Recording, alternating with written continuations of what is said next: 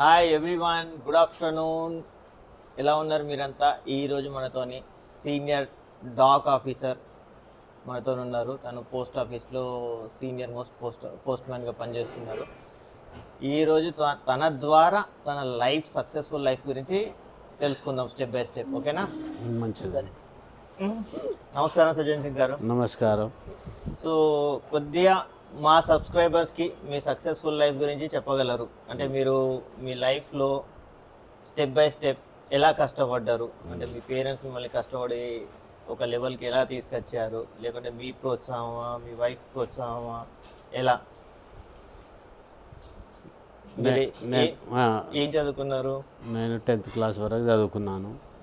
1/10/1961 నాది date of birth. నా జననం హన్మకొండ, మా సొంత గ్రామము శివరాంపల్లి, మండల్ సైదాపూర్, కరీంనగర్ డిస్టిక్. 3వ తరగతి వరకు పెరకపల్లి పిఎస్ స్కూల్లో చదువుకున్నాను. ఆ తర్వాత 4 నుంచి వెళ్ళి 10th వరకు జెడ్పిహెచ్ఎస్ జూలపల్లి, మా తండ్రి గారి గ్రామం అయిన జూలపల్లి గ్రామంలో చదువుకున్నాను. ఎంత చదివారు అక్కడ జూలపల్లిలో? 10th వరకు. 10th వరకా? 10th వరకు. సో అప్పుడు 10thలో కాంపిటీషన్ ఎలా ఉండేది? 10thలో చాలా కాంపిటీషన్ ఉండేది, చాలా స్ట్రిక్ట్ ఉండేది. ఇప్పటి ఎడ్యుకేషన్కు అప్పటి దానికి చాలా తేడా ఉన్నది. అంటే తేడా అంటే అప్పుడు కూడా సోషల్ సైన్స్, తెలుగు, హిందీ ఇవే ఉండేటి? అవును అవును. ఓకే. 10th తర్వాత ఏం చేశారండి? 10th తర్వాత 79-78 నుంచి వెళ్ళి ఫారెస్ట్ డిపార్ట్మెంట్లో పనిచేసినాను కొద్ది సంవత్సరాలు. టీఎంగా, టెంపరీ మేస్త్రిగా, ఏటూరు నాగారం, భూపాలపల్లి. ఫారెస్ట్ ఆఫీసర్ అంటే ఏం చేసేవాళ్ళు మీరు? టీఎం అంటే టెంపరీ మేస్త్రి అని, కొద్ది రోజులు చేసేది ఉంటే రెగ్యులర్ అవు. అంటే దాంట్లో ఏముంటుంది జాబ్ అంటే ఇప్పుడు ఈ కర్ర తీసుకొచ్చుడు, టింబర్ మొద్దులకు నెంబర్లు వేసుడు, మొత్తం ఆ విధంగా ఉండేది అన్నట్టు. ఏటూరు నాగారంలో, భూపాలపల్లి, పాల్వంచ ఈడ పనిచేసి. ఏం భయం అనిపించలేదా జంతువులతోని? ఉండింది అంతా. ఒక 10-20 మంది కలిసి ఒక గ్రూప్గా ఉండి వెళ్ళేది. ఫారెస్ట్ పోయి తీసుకొచ్చేది, కర్ర తీసుకొచ్చి మండి పెట్టి ఆ మండి మీద నెంబర్లు వేసేది. తర్వాత కొద్ది రోజుల తర్వాత 82లో నా పేరు మీద రేషన్ షాప్ వచ్చింది. రేషన్ షాప్ నడిపించినాను, చౌక ధరల దుకాణం. తర్వాత 89లో పోస్టల్ డిపార్ట్మెంట్లో జాయిన్ అయినాను జీడిఎస్గా, గ్రామీణ డాక్ సేవగా. 11/8/89లో జాయిన్ అయినాను. అప్పుడు నేను జాయిన్ అయినప్పుడు 420 రూపాయల జీతం ఉండిండే. దాంతోనే మా కుటుంబం మొత్తం అదే. ఇది మీ కుటుంబం అంటే? మేము 4 అన్నదమ్ములం, 3 అక్క చెల్లెళ్ళం. అందరు మీరే చూసుకున్నారా? నేను, మా నాన్న. తర్వాత మీరే కష్టపడి వాళ్ళను చదివటం. మా నాన్న కూడా నాన్న ఉండిండే. మేము పెద్ద కొరకు రెస్పాన్సిబిలిటీ ఎక్కువ కదా. అవును. సో నెక్స్ట్ అంటే మీ మ్యారేజ్ టైంకి ఎలా ఉండేదండి? ఆ టైంలో మ్యారేజ్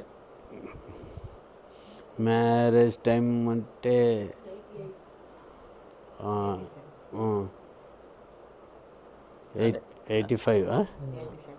85లో మ్యారేజ్ అయింది. 87లో 1/3/1987లో నా మ్యారేజ్ అయింది. మా అత్తగారు వచ్చి గ్రామం జాల, మండల్ రాజాపేట, నల్గొండ డిస్టిక్. సో అప్పుడు ఆ మూమెంట్ ఎలా ఉండేది? మీరు అంటే మ్యారేజ్ అంటే ఇప్పుడంటే నలుగురిని చూస్తారు, సెలెక్ట్ చేసుకుంటారు, వీళ్ళు కాదంటే వాళ్ళు డేటింగ్ అంటారు, అదంటారు. ఆ టైంలో ఎలా ఉండేది? ఆ టైంలో ఏంటంటే మా అమ్మ, నాన్న, మా తాత వాళ్ళు చూసిన సంబంధాన్ని ఓకే అని చేసుకునేది ఫస్ట్ అటెంప్ట్లోనే. అవును. ఓకే. నార్మల్గా ఇప్పుడంటే హడావుడిగా అందరు కార్లు వేసుకొని 10 మంది పోయేది. అప్పుడు ఎలా ఉండేది? అప్పుడు నడుచుకుంటూ వెళ్ళేది, ఎడ్ల బండ్లు, సైకిళ్ళ మీద పోయేది. మీరు ఎలా పోయారు? మేము సైకిల్ మీద వెళ్ళినాం. ఎంత దూరం మీ ఊరు నుంచి? ఆ ఊరు నుంచి వెళ్ళి హుస్నాబాద్ వరకు సైకిల్ మీద వచ్చినాం. అటు నుంచి వెళ్ళి బస్సులో వచ్చినాం.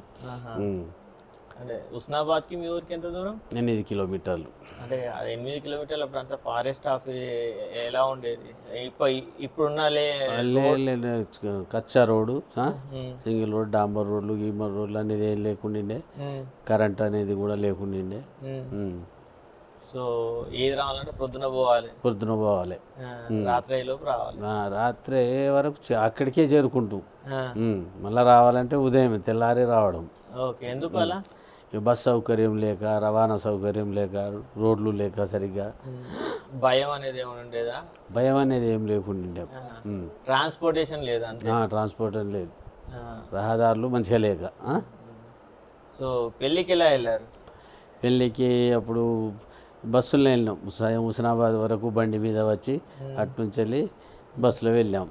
బస్సులు వెళ్ళారా? అప్పుడు కూడా ధూమ్ ధామ్ డాన్స్లు అలాంటివి ఉండే? ఉండిండే. అంటే ఇప్పుడు కంపేర్ చేసుకుంటే అప్పుడు ఎలా ఉండేది?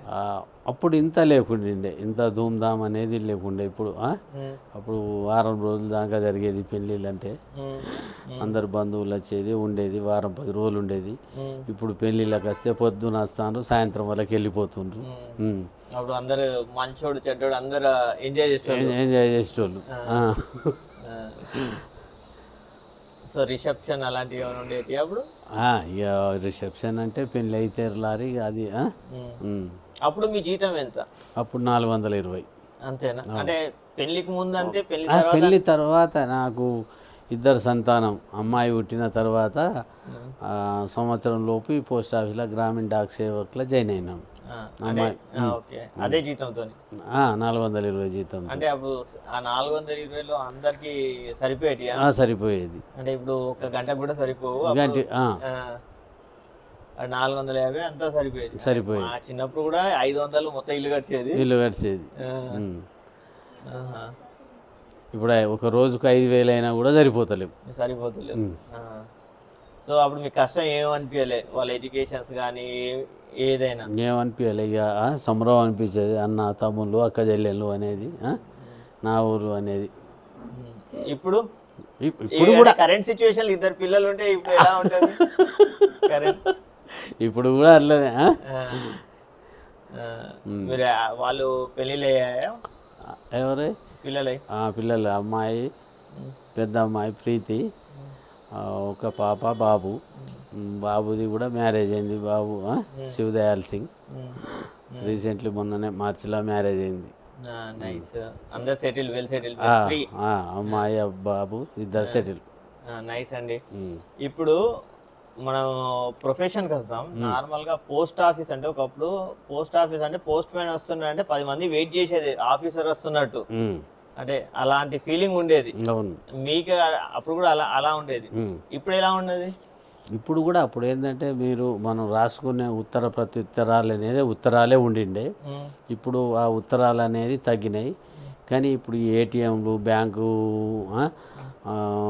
చెక్ బుక్లు కానీ, ఎల్ఐసి బాండ్లు కానీ, ప్రతిదీ కూడా అప్పటికన్నా పోస్ట్ ఆఫీస్ అనేది మెరుగు అనేది ఇప్పుడే బాగున్నది. ప్రతిదీ ఇన్సూరెన్స్ అవి కానివ్వండి, ఆర్పిఎల్ఐ అని, పిఎల్ఐ అని, సుకన్య సమృద్ధి యోజన, బేటీ బచావ్ బేటీ పడావ్, మంచి స్కీమ్ అంటే పోస్ట్ ఆఫీసులో. ఇప్పుడు ఒకప్పుడు పోస్ట్ ఆఫీస్ అంటే 10 మందికి తెలుసు. అంటే సాధారణ మహిళ డబ్బులు దాచిపెట్టుకోవాలన్నా బ్యాంకు తెలియదు, పోస్ట్ ఆఫీస్లో డబ్బులు దాచిపెట్టుకునే వాళ్ళు. అవును, నాకు తెలిసి ఇప్పుడు ఎవరికి తెలియదు. ఇప్పుడు కూడా అలాంటివి ఏమైనా ఉన్నాయా? ఉన్నాయి. రికరింగ్ డిపాజిట్ అనేది, ఆర్డీ అనేది ఉన్నది. 5 ఇయర్స్కు డిపాజిట్ అనేది ఉన్నది. అంటే మీకు ఇప్పుడు రికరింగ్ డిపాజిట్ అంటే ఆటోమేటిక్ కట్ అయితే మనం పోయి డబ్బులు వేయాలన్నా? మనం పోయి డబ్బులు వేయాలి. అంటే ఆటోమేటిక్ ఇంకా ఆటోమేషన్ కాలేదు?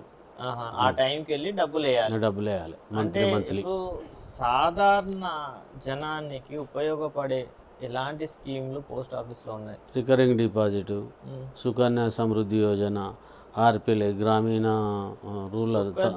సుకన్య సమృద్ధి యోజన అన్నారు కదా, అంటే ఏంటిది? బేటీ బచావ్ బేటీ పడావ్. సుకన్య అమ్మాయి, ఇప్పుడు పుట్టిన అమ్మాయి నుంచి వెళ్ళి 10 సంవత్సరాల లోపు అమ్మాయి పేరు మీద మనం 1,60,000 డిపాజిట్ చేస్తే అమ్మాయి పెళ్లి వరకు 6 లక్షల చిల్లర వస్తాయి.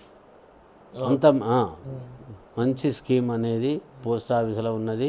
బేటీ బచావ్ బేటీ పడావ్. ఇంకో స్కీమ్ బేటీ బచావ్ బేటీ రెండు ఒకటే. సుకన్య సమృద్ధి ఒకటే, బేటీ బచావ్ బేటీ పడావ్ అనేది ఒకటి. స్కీమ్ రైతులది ఏదో చెప్పారు, రైతులకు ఇప్పుడు ఇన్సూరెన్స్ వచ్చినాయి కొన్ని. బజాజ్ అలయన్స్ ఇన్సూరెన్స్ అనే ఒకటి, కొన్ని వయా పోస్ట్ ఆఫీస్. ప్రైవేట్ కానీ post office. Post office, India post payment bank అని ఐపీపీ ద్వారా. హెల్త్ ఇన్సూరెన్స్ అలాంటివి ఉన్నాయా? హెల్త్ ఇన్సూరెన్స్ ఉన్నాయి, పోస్ట్ ఆఫీస్ ద్వారా కూడా ఉన్నాయి. ఉన్నది. అవి ఏంటి, ఎలా ఉన్నాయి?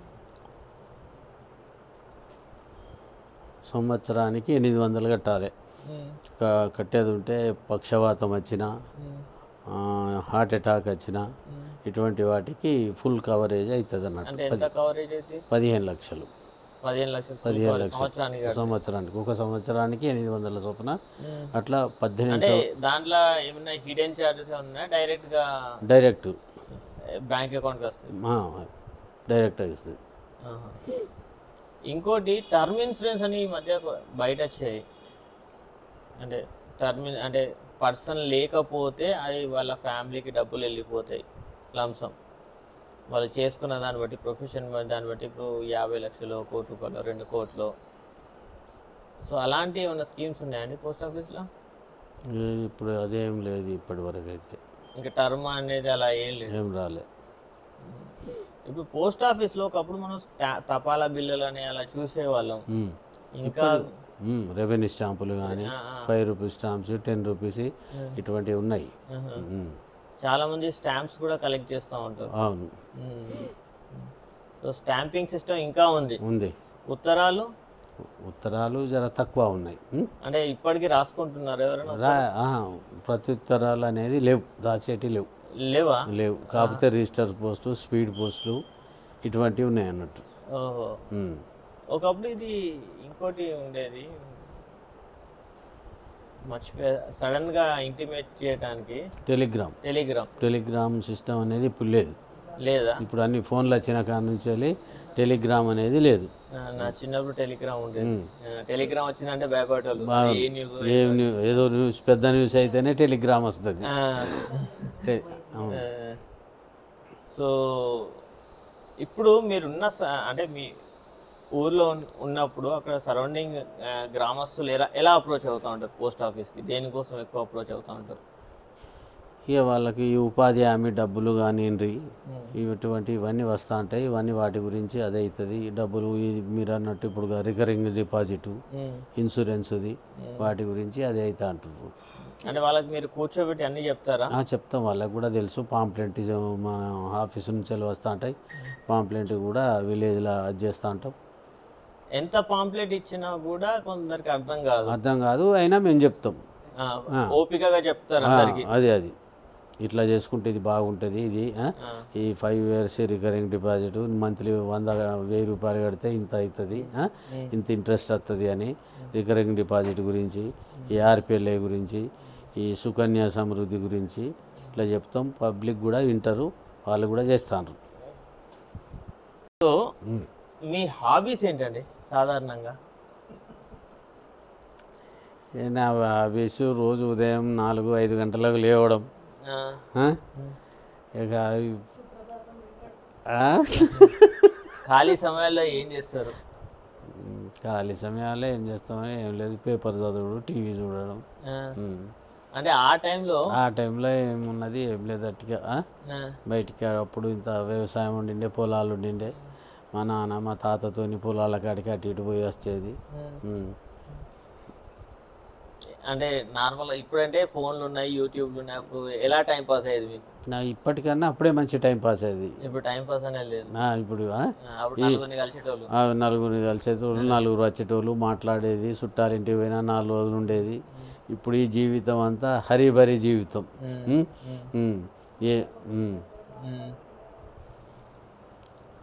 అంటే మీరు కంపారిజన్ టు ఆ జమానాకి ఈ జమానాకి డిఫరెన్షియేషన్? ఆ జమానా అన్ని విధాల బాగుండే, నలుగురు వచ్చేది, మాట్లాడేది, చుట్టాలు కానివ్వండి, ఈ ఫ్రెండ్స్ సర్కిల్ కానివ్వండి, ఏది కానివ్వండి, మంచి చెడు అనేది. ఇప్పుడు ఏం లేదు. ఎవరు ఇట్లా పక్క పొంటున్న వాళ్ళైనా చుట్టాలు వచ్చినా కూడా పొద్దున వస్తారు, సాయంత్రం అంతే. ఎందుకు పోతున్నారు? అప్పుడు వారం రోజులు ఉన్నా కూడా ఒకసారి మటన్ తెస్తే ఎంతో సంబరపడేది. ఇప్పుడు చుట్టపోడు వచ్చిండు అంటే వచ్చే గంట సేపు కూడా ఉండడు. మటన్ తెచ్చిండా, మందు తెచ్చిండా అయితేనే ఉండడం, లేకపోతే వెళ్ళిపోదాం.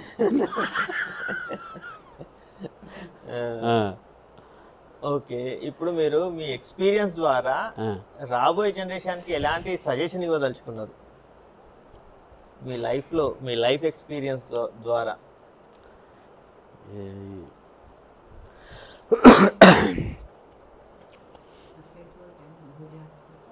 మ్మ్. ఎలాంటిదంటే ఏం చెప్పినా మార్పు ఏమొస్తుంది ఇప్పుడు ఈ రోజులలో పిల్లలకు అలా ఉండదు, మ్మ్. ఇప్పుడు వినేవాళ్ళు చెప్పాలి కూడా ఉంటారు కదా. ఉంటారు. ఆ, కాకపోతే సెల్ ఎక్కువ వాడద్దు, మ్మ్. టీవీ చూడొద్దు, ఉదయమే 4-5 గంటలకు లేవాలి, ఆ? అందరితోని కలిపి మెలుగు ఉండాలి, టైంకు మ్మ్. భోజనాలు చేయాలి, మంచిగా ఉండాలి. రాను రాను గడ్డు రోజులు వస్తున్నాయి. ఈ తినే బయటి వస్తువులు అనేది ఈ బర్గర్లు పబ్ ఇవన్నీ తినకూడదు. ఇంట్లో ఆహారమే ఏది కానిది ఇంట్లో ఆహారమే భుజించాలి. అదే ఆరోగ్యానికి మంచిది. బయటి ఆహారంతో లేని బీమార్లు వస్తూ ఉంటాయి. ప్రతిదీ కూడా జాగ్రత్తగా ఉండాలి. సరే, ఒక లాస్ట్ క్వశ్చన్ అండి. కరోనా టైంలో పోస్ట్ ఆఫీస్ ఎలా నడిచేయండి? కరోనా టైంలో పోస్ట్ ఆఫీసు మాకు ప్రభుత్వం నుండి మాస్కు, శానిటైజర్ అంటే అప్పుడు కూడా నడిచాయా? కొద్ది రోజులు, ఒక వారం రోజులు బంద్ ఉన్నది. తర్వాత మళ్ళీ శానిటైజరు, కవర్స్ ఇచ్చిండ్రు, మాస్కులు ఇచ్చిండ్రు. దాని ద్వారా నడిపినాం. అప్పుడు ఏం ప్రాబ్లం కాలేదు? ఏం ప్రాబ్లం ఏం కాలేదు. నైస్ అండి, చాలా విషయాలు మా సబ్స్క్రైబర్స్కి చెప్పారు. చాలా మంచిగా అనిపించింది మీతో కలిసి. థ్యాంక్ యూ అండి. మీకు ఎలాంటి సజెషన్స్ పోస్ట్ ఆఫీస్ ద్వారా ఎలాంటి సజెషన్స్ కావాలన్నా మీరు కామెంట్స్ రూపంలో పెట్టండి. మనం సజ్జన్ సింగ్ గారు అవైలబుల్లోనే ఉంటారు, మనం అడిగి తెలుసుకుందాం. Thank you very much. నమస్కారం.